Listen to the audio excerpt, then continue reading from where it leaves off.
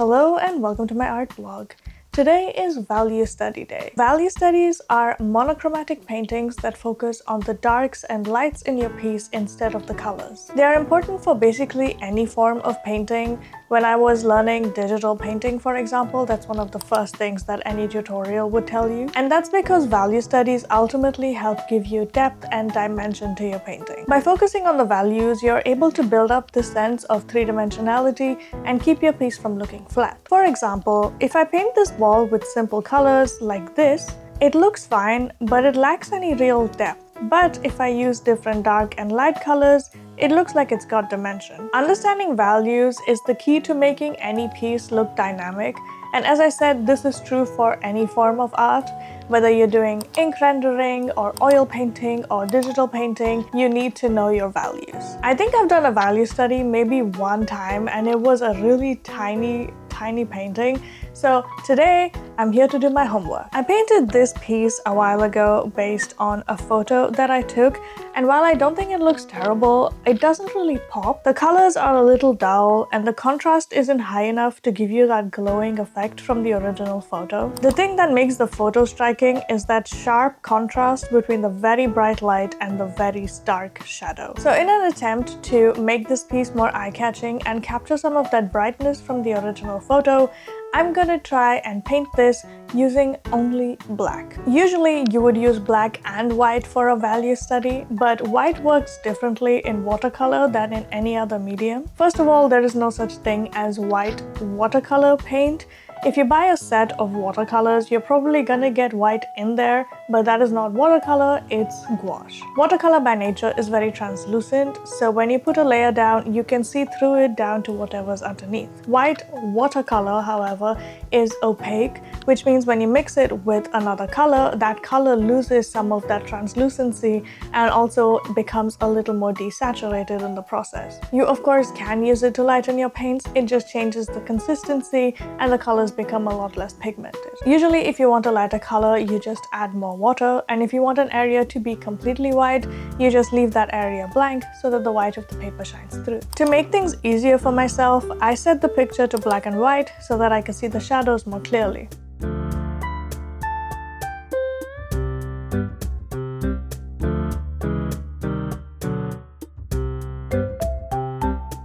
Sitting down to paint, I almost immediately got overwhelmed by the scale of the photo. Even though all I had to work with was black, there were still so many different shades of gray to work with, and I didn't really know where to start. I tried just blindly following the photo reference at first, just to get some paint down on the page.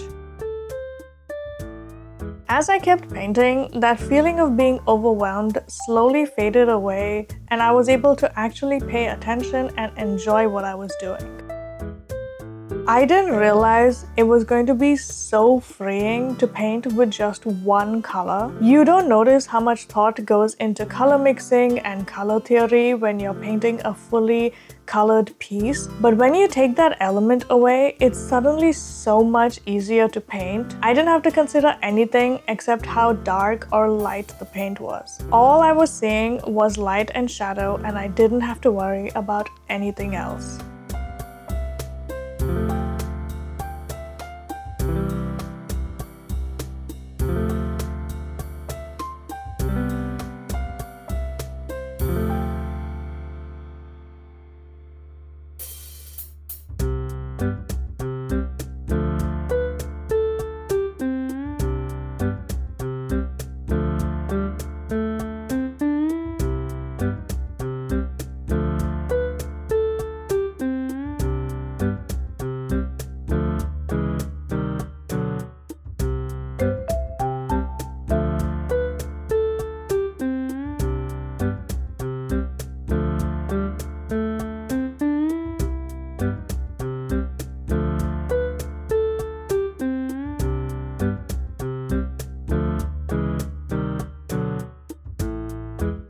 I really enjoyed painting this piece. I went into like a flow state at one point. I was concentrating so hard on where all of my values were, like where the lights and shadows were, and trying to recreate it as faithfully as possible. It also helped me understand the values on all of these objects that are in shadow and how to make them stand out even against a darker background without painting them too lightly. I also really like how I painted this plastic bag on the dustbin.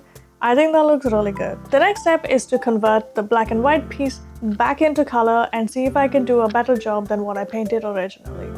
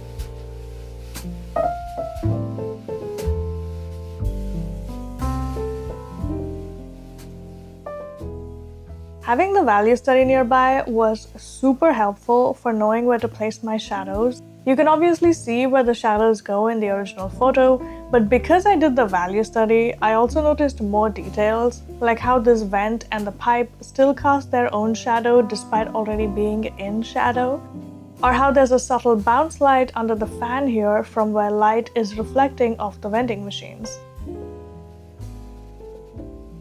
It was definitely harder to paint this with more than just one color. Mixing paints to different strengths is already tricky, but having the value study actually helped a lot with this because I could see how dark or light my color needed to be.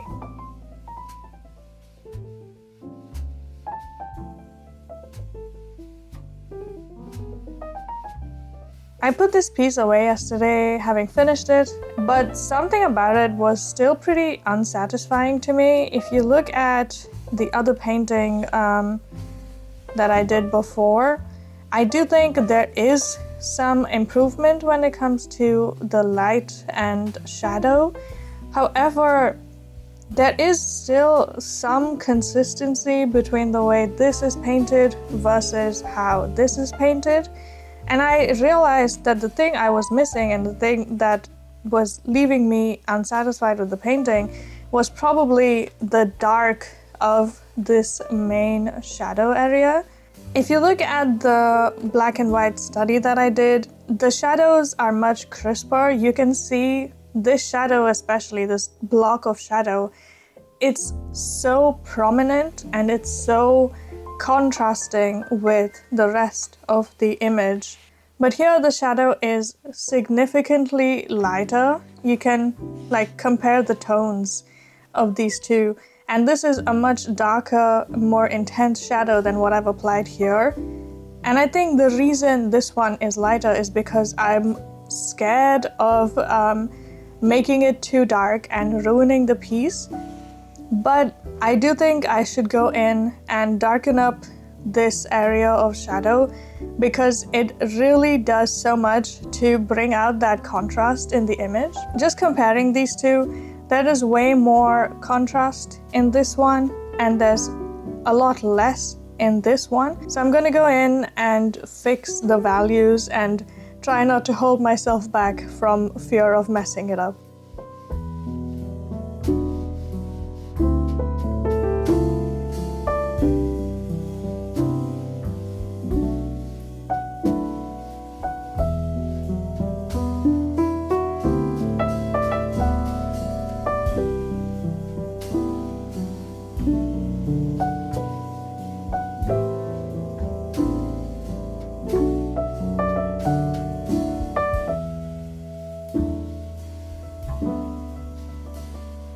And this is the final result. I actually think this piece does look better than when I painted it the first time. The contrast is clearer, so you can easily see which areas are in shadow and which are in the light. But I also like that I was able to keep my edges quite sharp and overall keep the paint from getting too muddy. Unlike in this piece where the edges are kind of soft and the colors all seem to like bleed into each other.